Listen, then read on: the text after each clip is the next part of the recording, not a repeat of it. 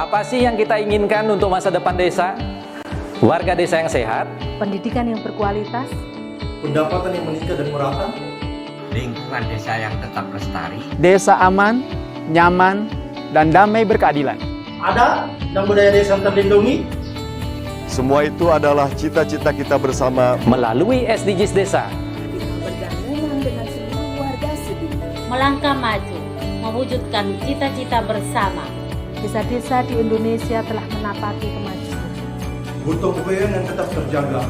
Fasilitas di desa semakin baik, pendidikan dasar mencukupi. Akan tetap kita tidak boleh lengah, sebab masih banyak tantangan yang menghadapi. pengangguran pemuda desa. Pengangguran pemuda desa harus diatasi. Penurunan kemiskinan desa harus lebih cepat lagi. Kebakaran hutan harus dihentikan. Kekerasan terhadap perempuan harus dihilangkan. Pekerjaan-pekerjaan yang belum usai Ini harus kita tuntaskan. Jadi, mari berdiri. Mari berdiri. Mari berdiri. Mari berdiri sebaris, berjajar bergandengan tangan, Melukis kuntul baris. Mewujudkan cita-cita kita bersama. dan pastikan Tidak ada satupun warga desa Yang tertinggal di belakang. Mari membangun Indonesia dimulai dari desa. 18 tujuan untuk mewujudkan desa yang lebih baik.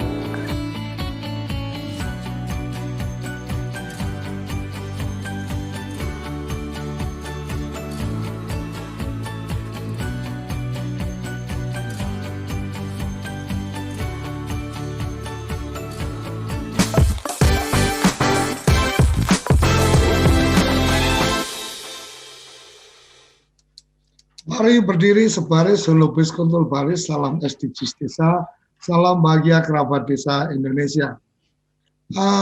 Pagi ini kita akan mendengarkan pencerahan atau pencermatan dari seorang guru desa, Mas Arief Desa. Jadi teman-teman sering lebih mengenalnya sebagai Mas Arief Desa karena mungkin karena nama Arief lumayan pasaran, jadi brand desanya nempel di Mas Arief.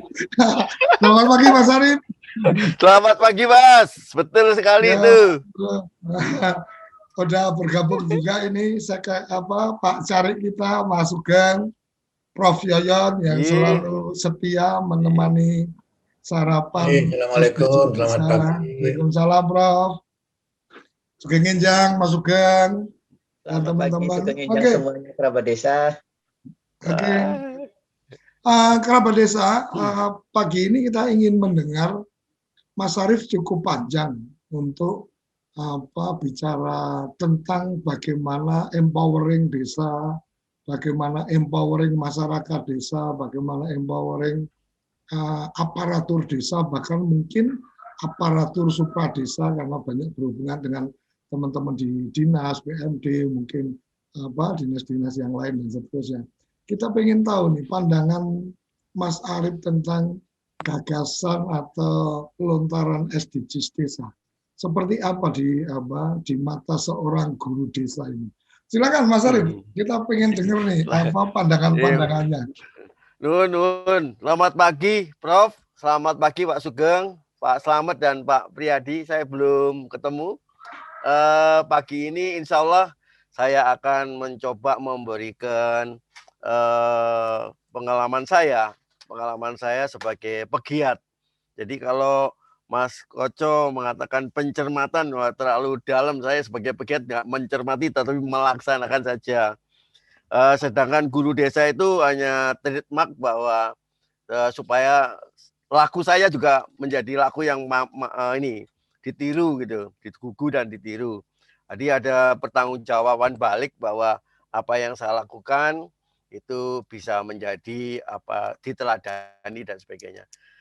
Berangkat dari kebutuhan tentang pembangunan dan pemberdayaan masyarakat seperti diundangkan oleh Undang-Undang 6 2014, bahwa saya kok melihat bahwa pada saat ini kita ini sudah enak daripada masa lalu, karena dulu belum ada undang-undang, lalu kemudian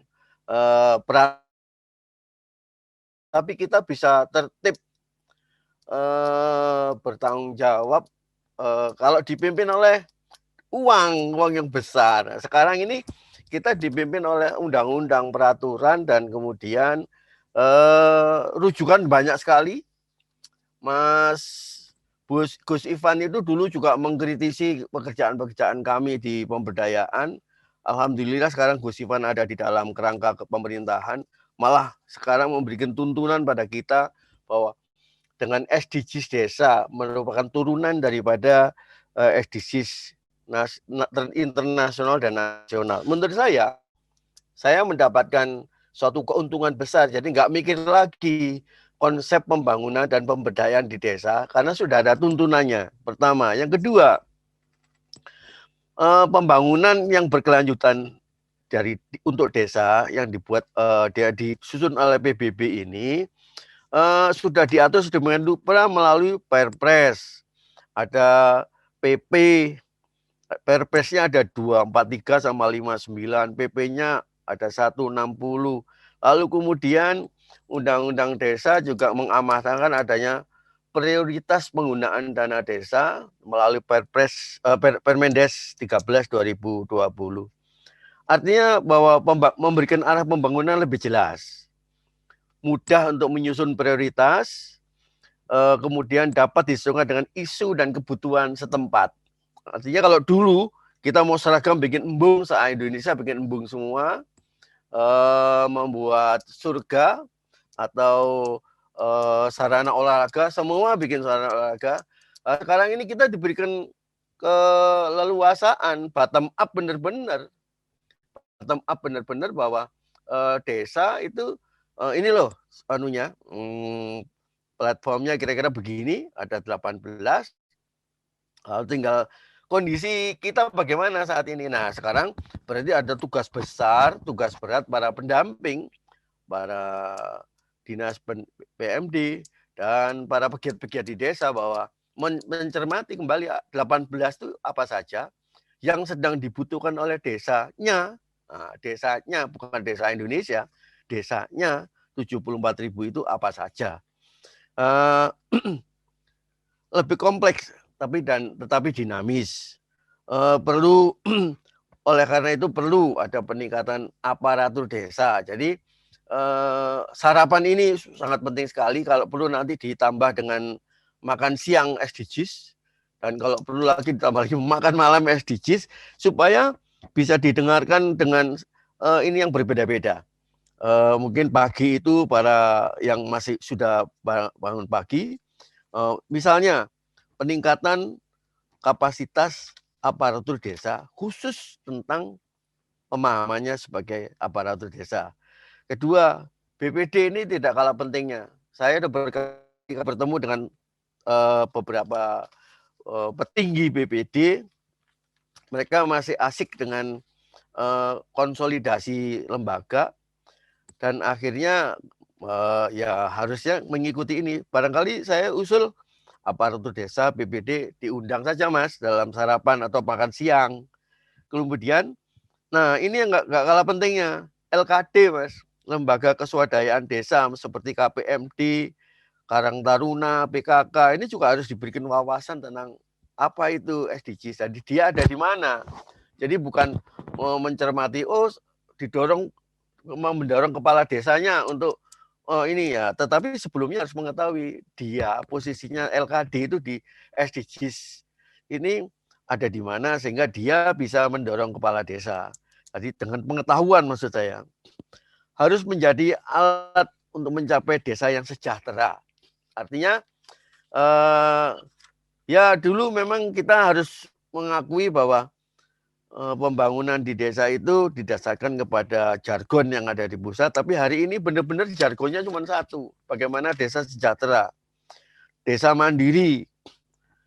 Lalu yang utama adalah, mumpung masih ada dana desa, tolong difikirkan mengenai bahwa dana desa itu salah satunya adalah memicu hadirnya pendapatan asli desa.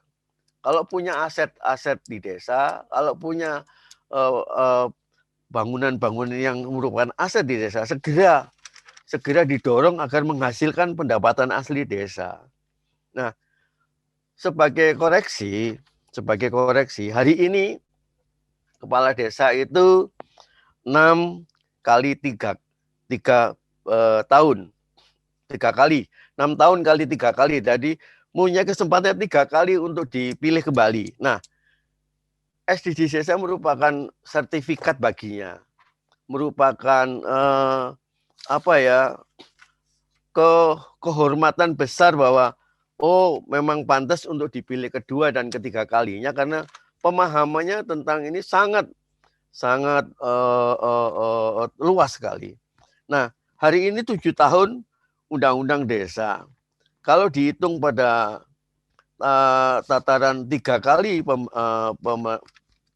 kepala desa memimpin, maka masih cukup waktu kurang lebih sekitar 11 tahun lagi, artinya 2 kali waktu pemilihan sehingga lembaganya, teknologi yang dimanfaatkan oleh masyarakatnya, serta bisnis untuk mendukung PAD-nya, bisnis yang berbasis potensi sehingga mendukung PAD-nya itu masih cukup lama bisa dikejar.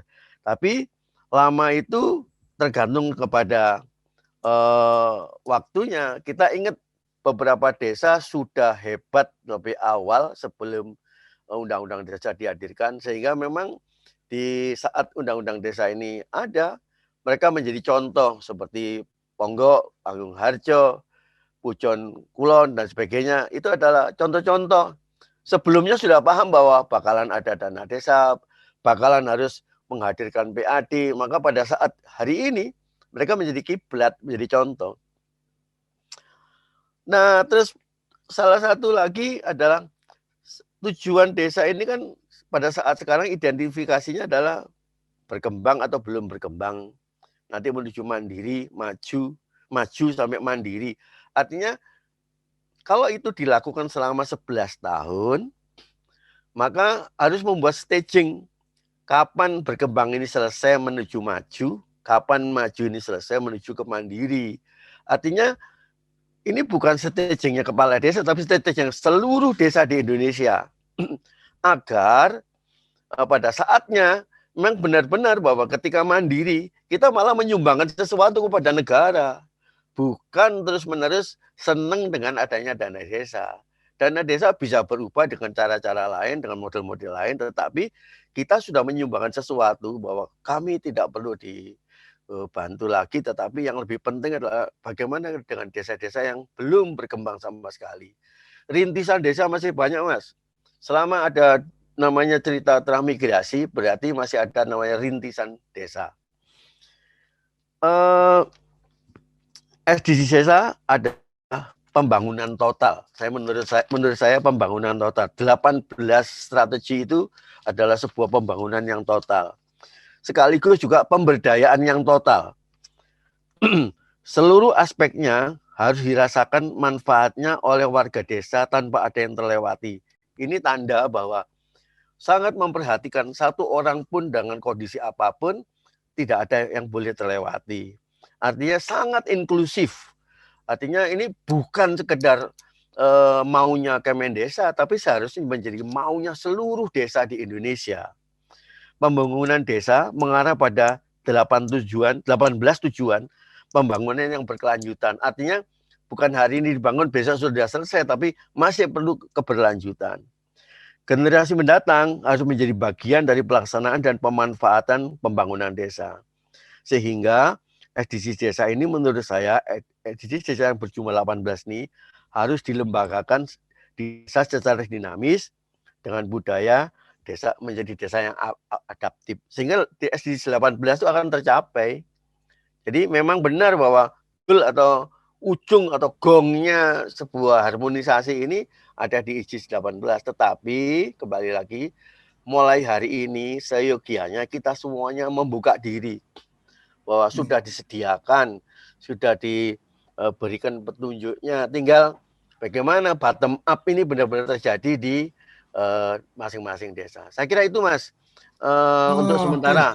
Mudah-mudahan bisa berkembang menjadi pembicaraan lebih menyenangkan. Terima kasih, Mas Trun. Turun. Mas Arif, saya melihatnya ada beberapa catatan ini. Ini menarik untuk kemudian memang segenap elemen shareholder ya. Saya lebih suka bicara shareholder bukan stakeholder, karena shareholder itu kan berarti yang memiliki bagian, yang memiliki bagian dalam konteks pembangunan desa. Ada aparatur desa, di mana kepala desa dengan perangkat desanya, ada BPD, ada lembaga kemasyarakatan desa, dan seterusnya. Mungkin itu salah satu PR yang kemudian kita coba bagaimana SDGs desa ini dipahami oleh para pengambil kebijakan di tingkat desa, karena memang otoritas tentang membangun desa tetap ada di musyawarah desa sebagai lembaga tertingginya, kan kira-kira seperti itu. Nah, yang kemudian berdasarkan pengalaman dari Mas Arif selama ini, mungkin sudah puluhan tahun bergumul dengan kelompok tani, dengan Karang Taruna, mungkin dengan teman-teman BPD yang hari ini sih saya masih melihatnya BPD sedang melakukan konsolidasi asosiasi anggota BPD kalau nggak salah. Tetapi ada memang frame yang saya melihat belum menyentuh nih tentang tupoksirannya, artinya tugas pokok, fungsi dan perannya, tapi lebih pada sedang membangun identitas, butuh label, kop suratnya sama, butuh seragam sama, dan seterusnya. Itu yang sedang saya tangkap, tetapi mungkin ke depan akan berbeda. Nah, dari pengalaman yang ada, dengan kemudian sekarang ada SDGs, dan saya yakin Mas Arif juga sempat mengikuti dengan beberapa program-program sebelumnya, yang menjadi penting atau yang menjadi krusial untuk memberikan pemahaman tentang SDGs desa ke mereka, itu harus seperti apa, Mas Arif? Begini, Mas. Bagus sekali ini, Mas. Idenya Mas Koco bagus sekali. Dalam tataran hierarkis, kita ini nggak bisa memungkiri bahwa desa itu adalah kepala desa. Perangkat desa itu manut sama kepala desanya. BPD masih ada independensi, tetapi beberapa tempat tidak banyak. BPD kurang mendapatkan peran karena mungkin pengetahuannya dan sebagainya. Menurut saya yang paling utama adalah secara hierarkis dinas PMD harus memiliki wawasan yang luas dan banyak tentang SDGs ini agar bisa menyampaikan kepada aparat di desa. Karena ketemunya itu ada di kecamatan, Mas. Okay. Kalau nggak sekcam itu adalah kasih PMD. Nah, kalau kasih PMD dan sekcam ini tidak memiliki pemahaman yang luas tentang SDGs, tentang bagaimana rupa dari pembangunan berkelanjutan ini, maka kesononya akan sulit. Karena pusat konsultasi itu ada di kecamatan. Ketemunya Pemda sama desa itu adanya di kecamatan. Oleh karena itu, pengalaman saya kemarin, bagaimana memulai, saya berbicara SDGs di desa. Saya berbicara mengenai bagaimana menginkubasi diri dan memitrakan kepada sebuah kemajuan. Nah, sehingga saya mengajak semuanya, Pemda, Sekcam, Kecamat maupun KCPMD, melihat desa itu adalah wilayah kerjanya. Wilayah kerjanya yang harus dilayanin. Dulu kan diperintah, sekarang dibalik, harus dilayanin. Dinamikanya dalam bottom up itu, nah harus mampu juga. Jadi clearing house, tempat bertanya dan tempat untuk menyelesaikan persoalan itu ada di kantor kecamatan. Ini Mas menurut saya. Itu. Kalau itu belum kesentuh, maka kita belum melakukan apa-apa sebenarnya. Nah, kemarin Pak Menteri Tito sama Pak Menteri Halim sama perwakilan dari Dikbud sudah bertemu, pengen ngomongin soal pendidikan untuk kepala desa. Saya kira materi SDGs ini harus menjadi satu mata pelajaran atau mata kuliah yang dimiliki. Jadi atau tidak jadi, berlanjut atau tidak berlanjut, ini jadi pengetahuan umum. Gitu. Itu, saya kira itu Mas. Sementara ini menarik. Ketika bicara desa, maka kemudian penanaman pemahaman itu mesti ada di Kades. Kemudian di BPD karena dia sebagai penyelenggara musyawarah desa. Tetapi ketika kita bicara supradesa, maka kemudian dinas PMD atau PPMD ini menjadi sangat penting di level kabupaten, mungkin camat. Nah, kalau itu kan pejabat karir nih Mas, pejabat karir. Jadi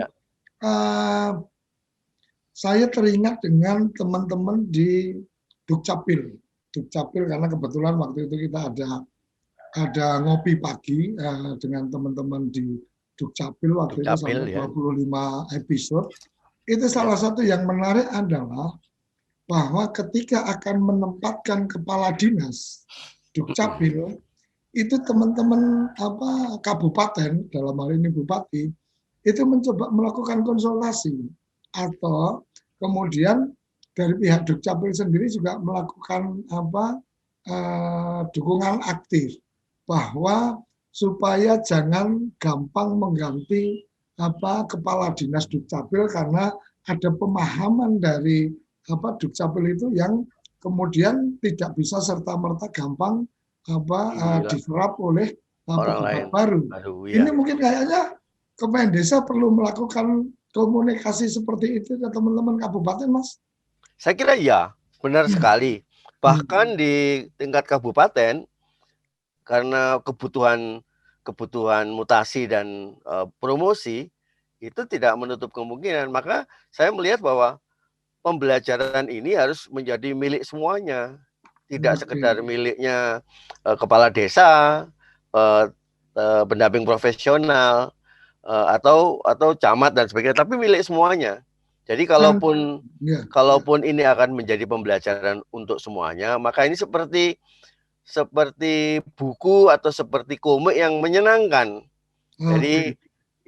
Jadi menyenangkan, tidak menambahkan pikiran baru, tapi ini justru seperti saya hari ini tercerahkan bahwa saya nggak perlu mengajak masyarakat lagi dalam konteks potensimu apa, mau dikembangkan menjadi apa, karena mana pasarnya mana, itu jauh lebih mudah sekarang.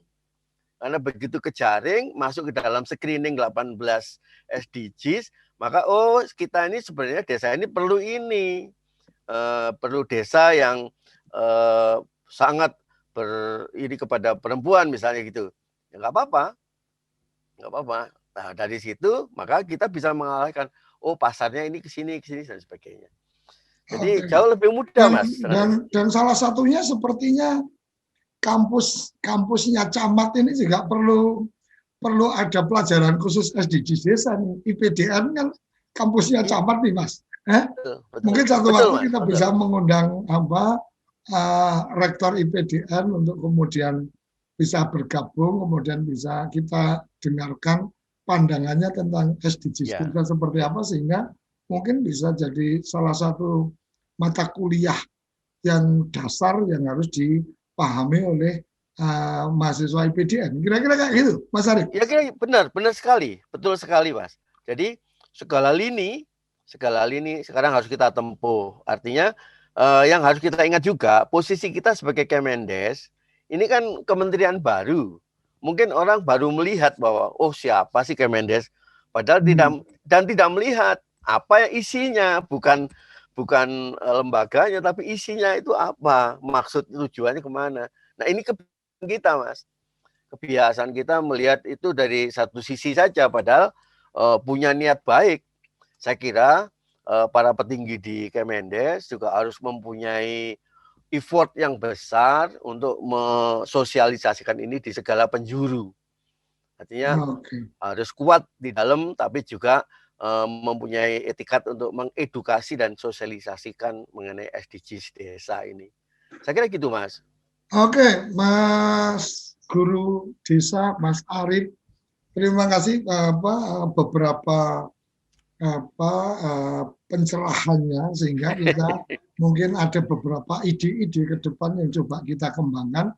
Kerabat desa apabila ingin mendapatkan informasi atau tayangan-tayangan tentang SDGs desa yang diproduksi oleh TV Desa, maka kita sudah siapkan channel khusus di YouTube, itu SDGs Desa, tinggal dicari aja SDGs Desa dengan logo seperti ini. Itu berarti channel yang memang kita dedikasikan untuk pengembangan pemahaman tentang SDGs Desa. Jadi jangan lupa subscribe channel SDGs Desa. Jangan kemana-mana, kita ingin mendengarkan tanggapan, respon, perjalanan pendampingan desa dan seterusnya. Selain yang sudah disampaikan oleh Mas Arif, di sini ada Bu Agnes, ada Prof Yoyon, yang kita juga ingin dengar nih tentang bagaimana suka dukanya, sulit gampangnya memberikan pemahaman yang baru terhadap teman-teman di desa. Kita akan jeda dan kita akan kembali sesaat lagi. Jangan kemana-mana, tetap di Sarapan SDGs Desa.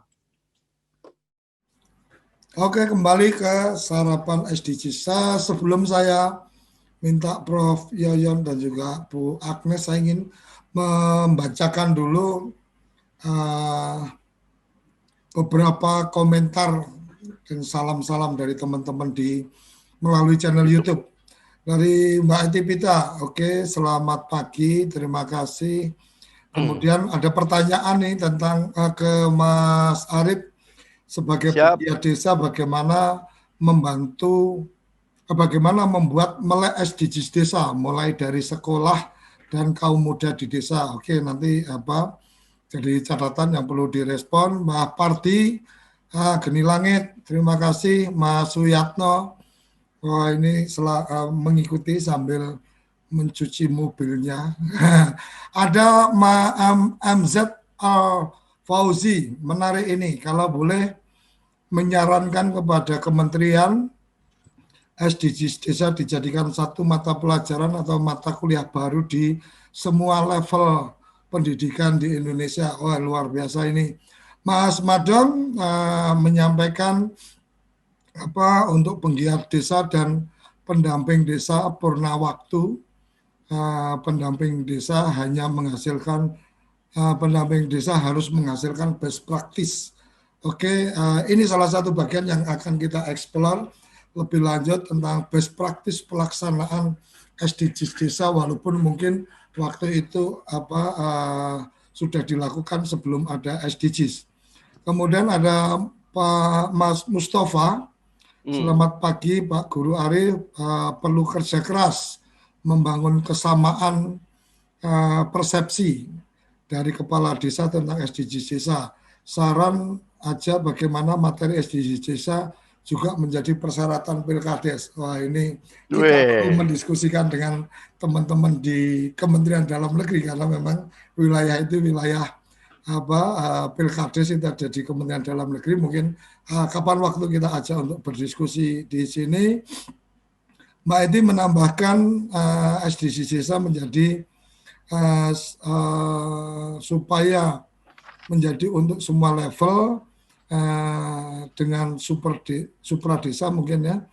Apakah perlu ada perda atau perbub, mohon pencerahan. Nah, ini nanti mestinya kalau ada Gus Ivan nanti bisa memberikan pandangan, atau Prof Yoyon nanti bisa memberikan pandangan. Di Buleleng ada forum sekolah desa, sekolahnya orang desa, oleh, dari, dan untuk desa, belajar bersama. Oke, mungkin salah satu kontennya Mas Madong, teman-teman guru di forum sekolah desa bisa mengikuti informasi-informasi SDGs desa yang sudah kita siapkan.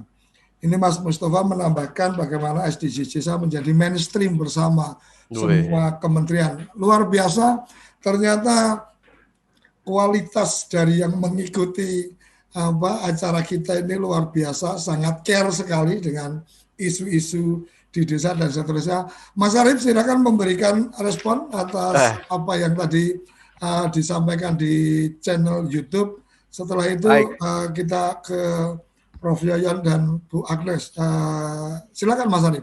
Saya yakin ada banyak pertanyaan, tapi saya catat ini ada 1, 2, 3, 4, 5, 6, 7 yang coba untuk saya berikan penjelasan. Bagaimana membuat mulai SDGs desa dari sekolah. Saya kira itu penting sekali. Tadi seperti di awal saya katakan bahwa harus kita buat lebih populer, lebih mudah dicerna, seperti kita hadirkan karakter-karakter SDGs dan sebagainya. Yang kedua, SDGs harus menjadi mata pelajaran atau kuliah. Saya kira benar dari perlu didukung karena kalaupun tidak, maka kita perlu menerbitkan atau menghadirkan buku-buku populer. Sekali lagi buku populer, terus kemudian e-book atau tidak henti-hentinya kita menghadirkan flyer yang menjelaskan sehingga flyer itu juga bisa diunduh untuk bisa diletakkan di sudut-sudut ruangan di desa atau dimanapun tempat-tempat kita belajar. Bagaimana harus menjadikan ini best practice? Benar Pak. Jadi para pegiat, para pendamping profesional harus bisa mengambil satu makna dari pembelajaran SDGs desa ini, lalu kemudian menjadikanlah ini sebagai project best practices, artinya project keberhasilan. Bagaimana menerapkan ini menjadi tanggung jawab kita bersama.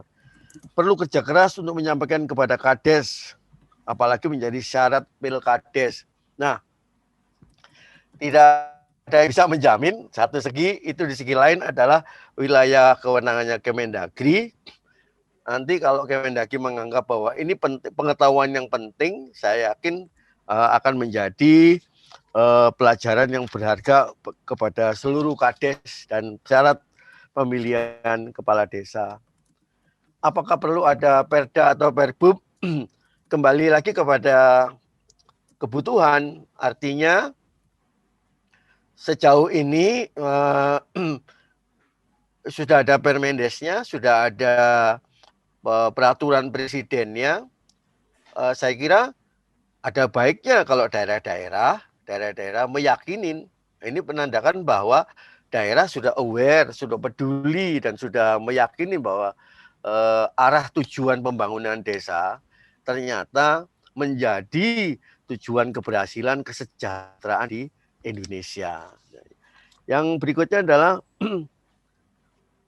dari Bu Leleng, Pak Madong, saya sudah pernah dikenalkan tapi belum pernah hadir di sana mengenai forum sekolah desa.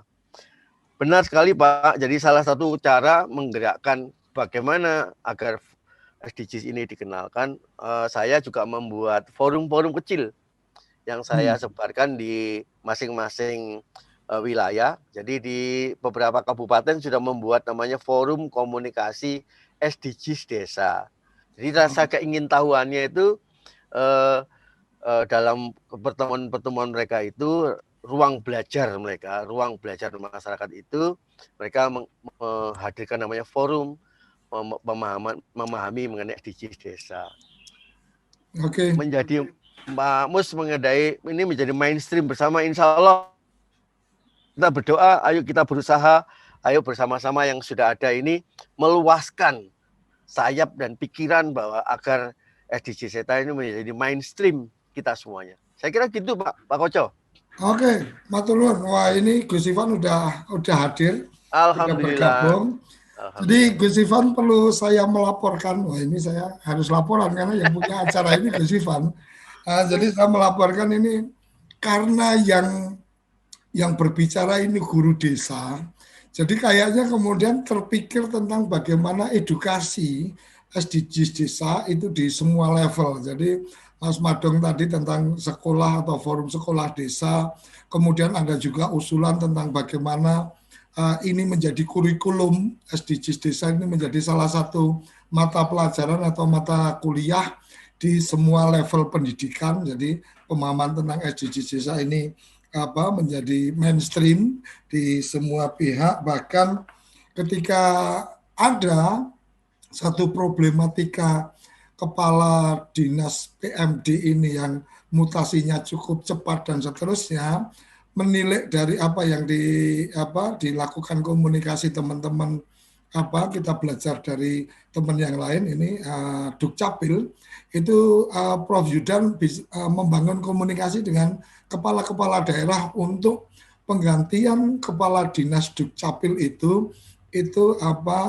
dari Dukcapil Dirjen Dukcapil itu bisa menjadi tempat untuk konsultasi, karena jangan kemudian menempatkan orang yang memulai belajar dari tugas-tugasnya. Ini sepertinya juga bisa menjadi semacam rujukan. Mungkin Kementerian Desa memungkinkan juga membangun komunikasi dengan bupati, kepala daerah untuk kemudian supaya kepala dinas PMD ini jangan cepat mutasinya, supaya dia benar-benar paham ini harus bagaimana dan seterusnya. Dan salah satunya tadi yang sempat kita lontarkan adalah tentang bagaimana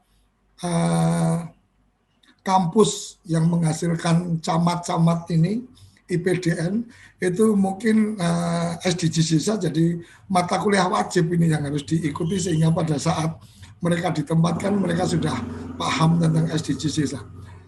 Gus Ivan, silakan memberikan responnya sebelum ke Prof Yayan dan juga Bu Agnes. Halo. Iya. Mungkin bagusnya Bu Agnes sama Prof Yayan dulu. Oke, siap. Tapi bahwa indikasi-indikasi atau sesuatu konsep pandangan atau pemikiran itu kemudian menerbitkan berbagai hal yang lain ya, Gus Koco ya. Ya. Ada yang kemudian menerbitkan jadi kurikulum gitu, ada ide kurikulum, ada ide untuk forum komunikasi, termasuk ada ide untuk membuat kaos-kaos dan sebagainya itu. Ya, itu untuk menunjukkan bahwa kalau begitu ide itu atau pemikiran itu memang cocok begitu. Karena kalau nggak cocok nggak bisa dipakai untuk apa-apa gitu. Jadi menurut saya kok yang menarik juga nanti seperti kalau kita membahas adanya berbagai kurikulum, tapi yang mungkin kurikulum yang baru ya, bukan kurikulum yang harus indoktrinasi gitu kan. Itu kan ada Prof Yoyon dan Bu Agnes yang mestinya juga akan lebih punya pandangan mempraktekannya jadi seperti apa gitu. Ya. Oke. Menurut saya itu, makanya itu menarik kita tanyakan ke beliau juga ini. Oke, Gus Ivan. Kita berikan kesempatan nanti kayaknya ini Gus Ivan akan di closing statement-nya. Jadi Prof Yayan dulu mungkin, setelah itu nanti Bu Agnes. Silakan Prof. Ya, makasih. Assalamualaikum warahmatullahi wabarakatuh. Waalaikumsalam.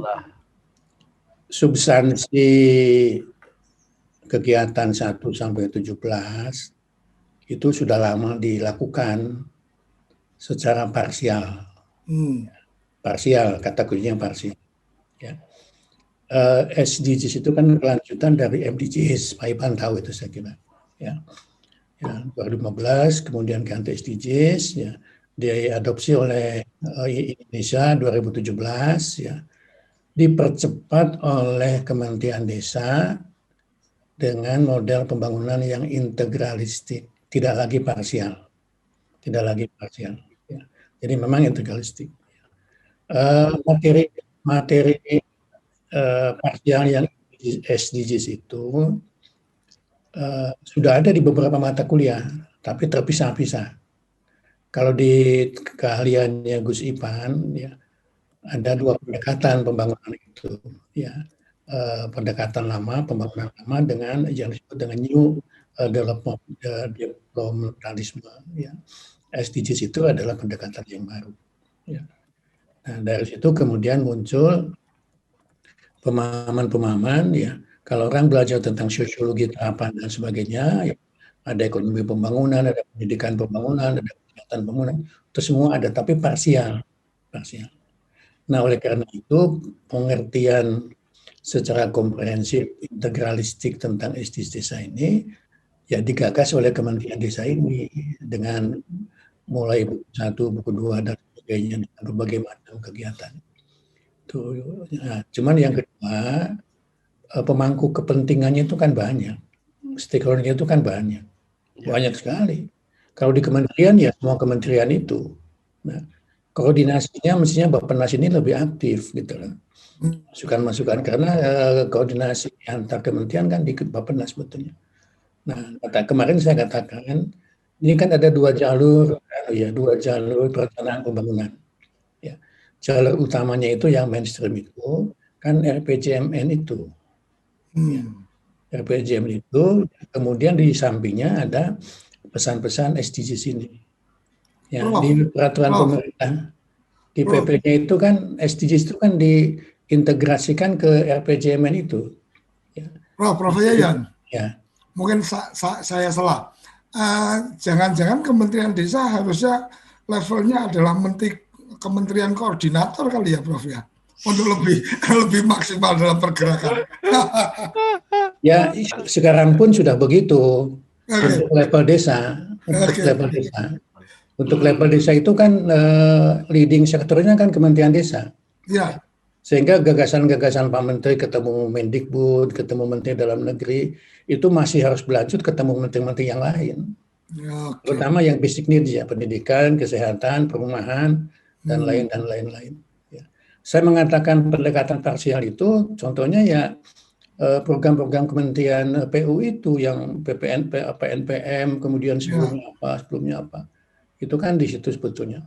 Di kesehatan juga itu banyak proyek. Di pendidikan juga banyak itu proyek itu. Cuman tadi itu parsial, tidak terintegrasi. Nah, sekarang kan pendekatan barunya, kalau saya menangkap gagasannya Pak Menteri dan Kusipan itu kan integralistik itu. Ya, dibungkus menjadi 18 itu. Ya. Dan itu sangat penting sekali. Nah, karena bungkusnya baru, tentu ada sosialisasi, pemahaman, dan sebagainya. Ya. Nah, soal pendekatan integralistik ini di Indonesia agak sangat sulit di level nasionalnya, termasuk di level desa. Karena apa? Karena penyakitnya itu ego sektoral itu tinggi sekali, kalau menurut saya. Semoga jadi Pak Menteri tadi ketemu dengan berbagai macam kementerian itu, pendekatannya kan pendekatan integralistik untuk pembangunan desanya itu. Oke. Nah, itu turun di dinas pendidikan, dinas PMD provinsi, kabupaten, sampai dikasih di kecamatan, ya harus paham betul bahwa ini pendekatan integralistik yang mencakup semuanya, harus mendapat dukungan semuanya, dan sebagainya. Saya agak kurang setuju setiap masalah baru kemudian dimasukkan ke sekolah menjadi kurikulum baru, itu yang saya nggak setuju. Beban gurunya menjadi sangat berat. Jadi tidak lagi pendekatan mata pelajaran, tapi pendekatannya itu integralistik. Bu Agnes itu di ITS itu sudah sangat bagus itu. ITS itu teknologi yang namanya itu. Kemudian ternyata itu SDGs-nya luar biasa. Tuh, di tempat-tempat lain juga begitu. Nah, saya tidak tahu ya sebetulnya ini kan kalau dari perguruan tinggi kan itu Kusipan itu kan produk IPB yang kedesaan-desaan dulu itu bukan kedesaan ya. Memang orientasinya desa itu sejak dulu itu. Maka sosiologinya sosiologi pedesaan itu kalau di IPB ya. Ada walaupun profesinya jadi perbankan ya, Prof. Wah, itu kan terapannya itu. Karena terapan itu bisa di mana-mana. Jadi komen saya tadi satu ya. Ini pendekatan baru integralistik ya. Kemudian harus semua pemangku kepentingan stakeholder di tingkat pusat sampai desa itu menjadi satu. Penyakitnya tadi ego sektoral itu. Saya yakin Gusipan itu di dalam pikirannya itu banyak hal yang harus dilakukan ke depan ya, sebagai implementasi dari gagasan SDGs ini, mulai pendidikan, kesehatan dan lain-lain itu. Nah, sehingga persoalannya kalau hanya ini berlaku sampai dengan 2024, Gus Menteri yang sekarang, ke depannya menteri yang akan datang, iya kalau masih Gus Halim. Kalau menterinya beda, gagasan-gagasannya beda, Pak Gusipan nanti punya proyek yang baru lagi, bukan SDGs lagi gitu. Artinya nanti nggak, kalau nggak menteri desa lagi ya berarti presiden, Bro. Betul. Yang saya maksud adalah berlanjutannya, Pak. Supaya berlanjut ya, kan harus gitu, Bro. Kan konsepnya kan pembangunan berkelanjutan. Ya. Kelanjutannya itu tentu harus di-manage, dikelola supaya berkelanjutan. Karena penyakit di kita lagi, mohon maaf saya menggunakan istilah penyakit ya. Sustainability itu menjadi sesuatu yang sangat mahal. Jelas itu. Sangat mahal sekali. Di bidang saya, di bidang pendidikan tinggi, Pak Menteri Nadiem itu, saya katakan, Bapak paling-paling 2-3 tahun selesai. Menterinya ganti lagi, kampus Merdeka, Merdeka kampus, macam-macam itu, tidak ada jaminan untuk keberlanjutannya. Maka sebetulnya Pak Gus Ivan bukan pesan, pertanyaan saya, ya, integrasi sustainability di RPJMN itu menjadi sangat penting karena jaminannya ada di situ. Oke, Prof. Terima kasih. Bu Agnes, jadi pengalaman ITS mungkin pengalaman Bu Agnes mungkin dengan salah satu yang menurut saya ada titik kritis dalam tanda petik adalah memang mutasi dari dinas di kabupaten tentang dinas PMD yang kadang-kadang kemudian harus memulai belajar lagi nih teman-teman untuk kemudian menerjemahkan itu. Mungkin secara spesifik itu dan mungkin ada pengalaman-pengalaman yang lain menyangkut bagaimana edukasi atau pemberian pemahaman tentang satu ide-ide baru. Silakan Bu Agnes. Terima kasih Pak Koco. Assalamualaikum warahmatullahi wabarakatuh. Prof. Yaman, Pak Ivan, Pak Arif. Saya senang sekali pagi ini yang bicara itu justru dari gurunya desa ya. Karena ini posisi yang sangat penting menurut saya untuk membumikan SDG desa ini. Nah, saya ingin share pengalaman saja. Jadi saya kira SDG desa itu kan memang tugasnya menteri ya untuk bisa menelorkan SDG desa. Tetapi yang saya tahu kan ada NSPK ya. Tugas utamanya menteri itu kan kementerian kan membuat norma, standar, prosedur gitu ya, kriteria yang gitu-gitu. Nah, saya kira ini kan sudah sangat pas. Nah, kemudian ini kan perlu dibumikan ke bawah. Nah, bagaimana caranya? Yang pernah saya lakukan dan saya pernah membantu di Kemdikbud itu setelah ada peraturan menteri tentang tentang kalau di Kementerian Pendidikan itu kan ada mengeluarkan standar nasional pendidikan. Nah, tapi bagaimana itu mempromosikannya ke bawah?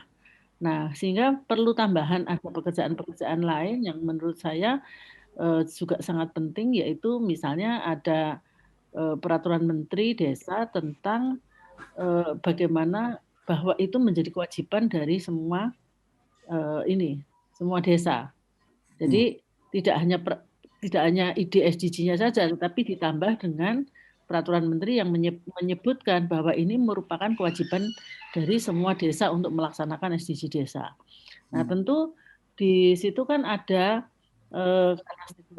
karena yang dekat dengan desa itu adalah katakan kabupaten yang punya wilayah ya, kemudian provinsi dan seterusnya, maka di dalam peraturan menteri itu lalu kalau yang di Kemdikbud ya yang pernah saya ikuti, yang pernah saya terlibat di dalamnya itu, lalu kita membuat di dalam peraturan menteri itu ada bagaimana kewajiban pemerintah daerah, bagaimana kewajiban dari pemerintah provinsi dan seterusnya.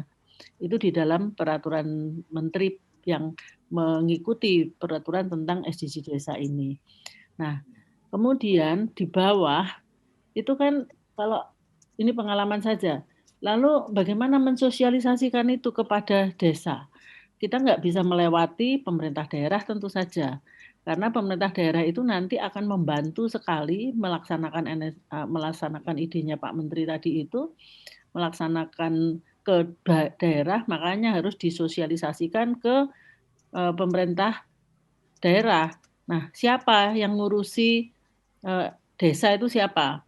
Nah, mestinya ada kerjasama dengan Kemendagri barangkali ya.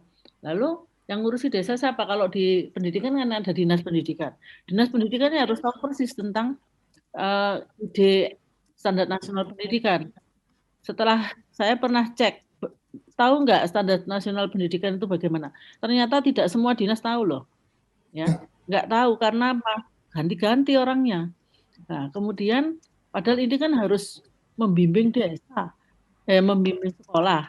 Nah, dalam hal ini di dalam SDG desa ini saya kira juga perlu seperti itu, sehingga siapa yang ngurusi desa di daerah itu, jadi dinas apa itu harus dilibatkan di dalam pemahaman tentang SDG desa.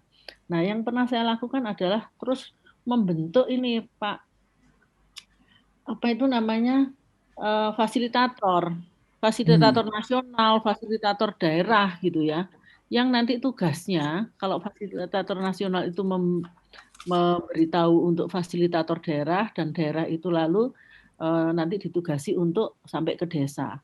Itu proses yang pernah saya cerita aja ya, yang pernah saya lakukan. Nah, kemudian setelah itu fasilitator nasional, fasilitator daerah kan langsung ke desa, dan ini berdampingan dengan ini pemerintah daerah ya, jadi dengan dinas yang diberi tugas tadi ya, jadi berdampingan. Lalu terjunlah ke desa. Nah, pernah saya itu kemudian kalau di Kemendikbud itu selalu saya bikin piloting. Ya, di dalam hal itu pilotingnya enggak sedikit gitu. Jadi setiap kabupaten harus punya pilot untuk membuat melaksanakan SDG desa yang benar tuh kayak apa sih gitu. Nah, jadi akhirnya itulah yang disebut Pak Arief tadi, mungkin ya ada kuliah tadi itu ya bisa itu diakui sebagai SKS ya boleh gitu ya. Tetapi kan itu berjenjang seperti itu. Itu yang cara-cara untuk bisa memberi. Sebetulnya itu hanya untuk menekankan bahwa SDG desa itu penting. Nah, orang itu harus melihat bahwa orang yang melaksanakan SDG desa itu ternyata kok sukses gitu. Jadi pilot itu contoh untuk itu. Kok sukses ya? Nah, itu yang kami lakukan di Kemendikbud. Jadi kok sukses ya ternyata, kok bagus. Akhirnya semua orang ikut. Nah, yang penting adalah pemerintah daerahnya sudah yakin bahwa itu adalah solusi, bahwa ini adalah yang harus dilakukan oleh desa. Jadi saya sepakat sama Prof. Yoyon tadi. SDG desa itu sebenarnya orang desa itu kan sudah melakukan itu semua, ya. Tetapi parsial tadi itu. Nah, saya melihatnya SDG desa itu membuat ini terstruktur, menjadi terstruktur kan, arahnya jelas, nanti ngukurnya juga jelas kan gitu ya. Nah, kemudian saya kembali kepada tadi metodologi tadi. Itu kan metodologi yang saya kira sudah banyak dilakukan oleh kementerian ya, seperti itu. Nah, kemudian perlu ada sentuhan-sentuhan yang personal kepada desa, karena mungkin yang dijangkau di dalam piloting kan nggak banyak ya. Nggak banyak. Misalnya 10% saja dari berapa? Dari 75.000. Itu nanti yang pernah saya lakukan itu ternyata 10% itu dampaknya dampaknya besar, luar biasa. Jadi dalam waktu 1 tahun 2 tahun itu sudah jadi 30%. Kenapa? Karena desa itu mandiri, pengen belajar sendiri sama tetangganya, sama orang yang sudah mengenal SDG desa itu mandiri. Dan itu sebetulnya juga bisa yang ada kabupaten-kabupaten yang punya uang banyak gitu ya, seperti Kutai Kartanegara gitu. Saya nggak mau cuma 10%, saya mau 100%. Saya bayari sendiri. Nah, akhirnya itu kan akan membuat APBD-nya pemerintah daerah itu diarahkan ke sana gitu. Jadi akhirnya itu cepat gitu. Nah, yang tadi saya sebut sentuhan sentuhan yang personal itu kan bisa saja kalau zaman sekarang kan bisa pakai ini ya, yang kemarin saya share ke Pak Koco ya, pakai video gitu. Itu kan cepat meanukan ke desa itu kan cepat sekali itu, karena dia akan tinggal lihat di YouTube gitu. Nah, saya kira itu mungkin juga sarana-sarana yang bagus untuk bisa dipakai gitu ya. Nah, itu prosedur itu ternyata ya memang membutuhkan waktu, tetapi itu cukup efektif untuk membuat orang itu lalu bergerak bersama-sama. Sekarang SDG desa itu harus menjadi kebutuhan kan, harus menjadi kebutuhan desa. Jadi bukan disuruh, tetapi sekarang saya harus gitu loh. Nah, artinya need jadi ya, need sudah harus mereka jadi untuk kebutuhan. kemudian mengetahui gitu ya. Ya, nah, yang ingin saya sampaikan berarti di kementerian itu ada berbagai instrumen yang harus dibuat, apakah itu modul, petunjuk teknis dan sebagainya yang mudah dipahami oleh desa sehingga dia bisa baca sendiri, bisa lihat YouTube dan sebagainya. Nah, saya kira itu mempercepat ya. Kalau misalnya Pak Ivan ini bertarget katakan tahun 2022 ada 50% desa yang sudah SDG desa umpamanya ya. Waktu itu saya bikin misalnya targetnya sampai dengan 2024 ya, misalnya Pak Ivan. Harus sudah 100% itu. Jadi nanti ganti menteri itu SDG desa itu sudah mendarah daging di desa. Tidak ada yang bisa menggantikan gitu loh. Oke. Ya. Saya kira itu ini prosedur, saya cerita saja ya yang sudah pernah saya lalui di kementerian lain dan itu ternyata sekarang mereka kan sudah haus gitu ya. Jadi sudah tidak disuruh-suruh lagi, mereka yang nguber-nguber kita gitu loh Pak. Gus Koco, saya mau mengingat satu aja terusan dari Bu Agnes untuk Gus Ivan. Halo Gus Ivan. Silakan Gus. Ya, saya kira Bu Agnes setuju tadi dibuat satu lanjutan dari 3 itu tadi standar nasional pembangunan desa. Standar Nasional Pembangunan Desa. Ya, Standar Nasional Pembangunan Desa. Lanjutan buku 3, Gus Ivan. Siap, Prof. Oke. Kan ada buku 1, buku 2, buku 3. Bukunya menjadi buku 4, menjadi kebijakan untuk tadi yang dimaksud dengan Bu Agnes. Saya setuju sekali itu. Standar Nasional Pembangunan Desa. Ya. Betul. Terima kasih. Oke, terima kasih. Maksud saya. Ya, terima kasih Bu Agnes. Pekerjaannya masih kelihatannya. Oke. Di penghujung waktu kita, silakan Gus Ivan setelah mendengarkan itu semua. Jadi kayaknya mungkin ini menurut saya artinya ketika bicara SDGs desa bukan dalam konteks melaksanakan SDGs tapi lebih pada mempedomani SDGs karena kalau melaksanakan nanti ditangkapnya sebagai satu proyek atau satu program yang harus dikerjakan, tapi kalau mempedomani kan artinya mereka menjadikan SDGs sebagai guidance untuk kemudian membangun desa. Silakan Gus Iwan, closing statement. Terima kasih. Jadi saya kira yang disampaikan Gus Koco terakhir tadi, bahwa ini satu arah untuk kita melangkah ke depan gitu.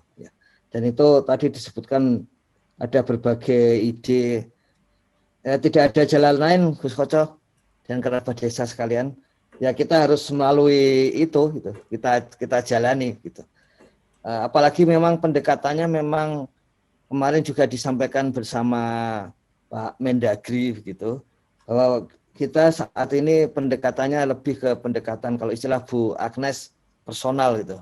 Pendekatan intinya bukan terutama pendekatan legalistik, tapi pendekatan yang sifatnya hubungan antar kita, antar manusia gitu. Jadi karena itu ya memang harus dilakukan sosialisasi, kemudian internalisasi dan sebagainya. Dan itu lebih mendalam lah daripada legalitas, karena legalitas dengan mudah bisa diubah ketimbang kalau sudah ada ikatan personal tadi yang istilah Bu Agnes menimbulkan kebutuhan. Begitu Gus Koco. Saya kira kerabat desa sekalian benar masih ada yang harus dilakukan ke depan ya. Tapi itu malah menambah semangat, bukan menambah beban, menambah semangat karena jadinya kita tahu apa saja yang harus dikerjakan dengan segera Gus Koco. Terima kasih. Oke. Terima kasih, luar biasa. Pagi ini kita banyak belajar bagaimana menjadi guru dari guru desa Mas Arief, digugu dan ditiru. Jadi mungkin salah satunya kalau saya mencermati apa yang disampaikan Bu Agnes tadi tentang bagaimana kemudian satu piloting dan seterusnya itu bagian daripada wilayah ditiru. Jadi bicara, ada modelnya, ini sukses, maka kemudian ingin meniru itu.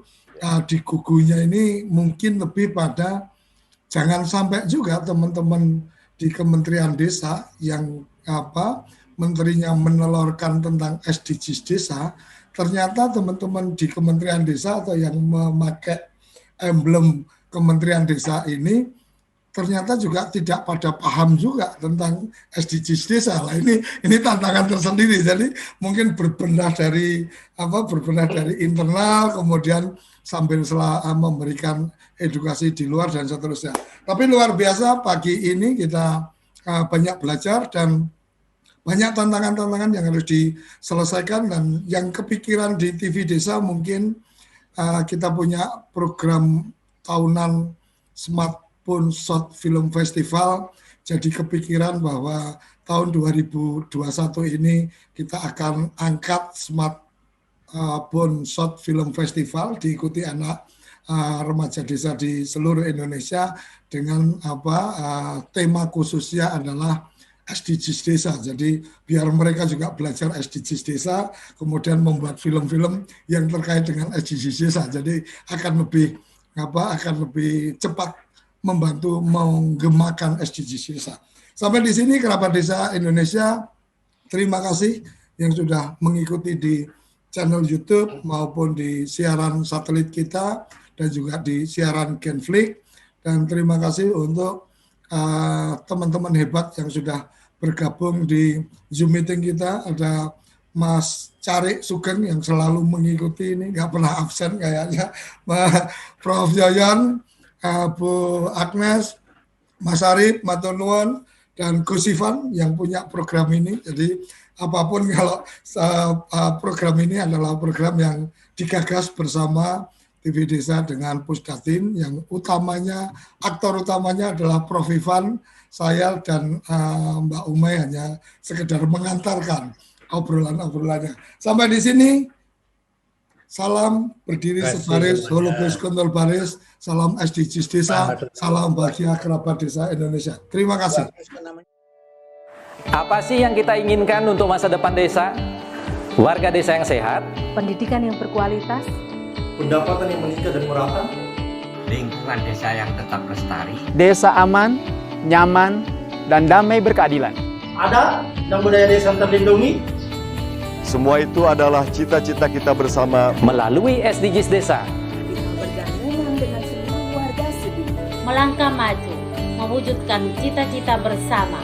Desa-desa di Indonesia telah menapaki kemajuan.